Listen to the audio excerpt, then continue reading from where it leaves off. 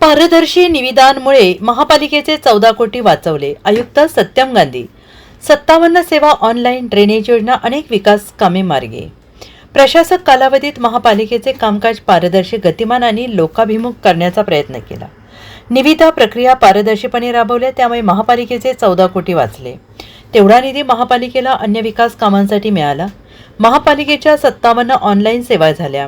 अनेक वर्ष रखडलेली सांगली मिरा ड्रेनेज योजना मार्गी लावली. कुपवाड ड्रेनेज योजना पावसाळ्यापूर्वी कार्यान्वित होईल. अतिक्रमण विरोधी मोहीमही पुन्हा सुरू केली जाणार आहे, अशी माहिती आयुक्त सत्यम गांधी यांनी दिली. त्यांनी त्यांच्या प्रशासक कालावधीचे रिपोर्ट कार्ड सादर केले. यावेळी अतिरिक्त आयुक्त राहुल रोकडे, उपायुक्त अश्विनी पाटील उपस्थित होते. सत्यम गांधी यांनी दिनांक 16 एप्रिल 2025 रोजी महापालिकेचे आयुक्त तथा प्रशासक पदाचा कार्यभार हाती घेतला. महापालिका निवडणूक झाल्याने आता लवकरच नवे पदाधिकारी येतील. त्या पार्श्वभूमीवर त्यांनी आपल्या कामकाजाचा लेखाजोखा मांडला. सामान्य प्रशासन, आस्थापना, वित्त, पाणी पुरवठा, सार्वजनिक बांधकाम, नगररचना, आरोग्य, स्वच्छता, प्राथमिक शिक्षण, समाज कल्याण, महिला आणि बालकल्याण, दिव्यांग कल्याण, कायदा विभाग, अग्निशमन, माहिती तंत्रज्ञान, कर वसुली, उद्यान, वाहतूक, निवडणूक विभाग अशा सर्वच विभागांच्या कामगिरीची एकत्रित माहिती दिली. प्रशासक काळात घेतलेले धोरणात्मक निर्णय प्रक्रियेतील नियमबद्धता, ई गव्हर्नन्सचा वापर, फाईल ट्रॅकिंग, वेळबद्ध निर्णय आणि नागरिकाभिमुख कार्यपद्धती यांचा सर्व विभागात एकसंघ अंमल करण्यात आल्याचे आयुक्त गांधी यांनी स्पष्ट केले.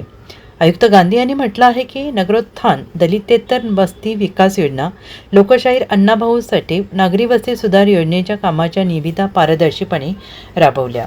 रस्ते, गटारी, बगीचा सुधारणा, खुले भूखंड सुधारणा कामांच्या निविदांमध्ये स्पर्धा झाली.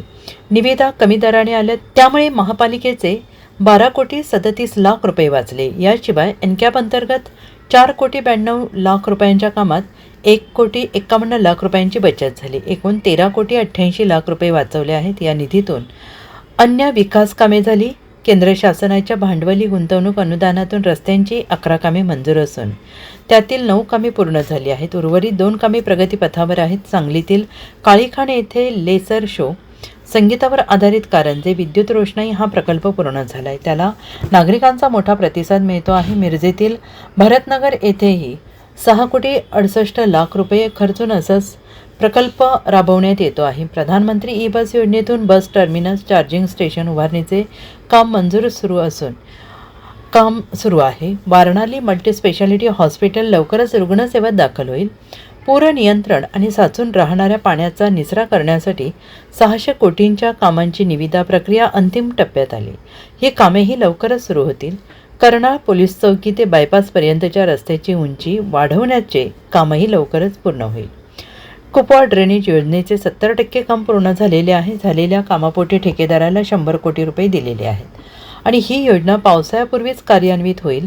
सांगली ड्रेनेजचे काम 20 दिवसात पूर्ण होईल. मिरज ड्रेनेज योजनेचे 96% काम पूर्ण झालेले आहे. मार्च अखेर या योजनेचे सर्व काम पूर्ण होईल. कुपवाड ड्रेनेज योजनेअंतर्गत हाऊस चेंबरसाठी 50 कोटी रुपयांचा प्रस्ताव शासनाला सादर केला आहे. Bureau report, SPN Marathi, Sangli.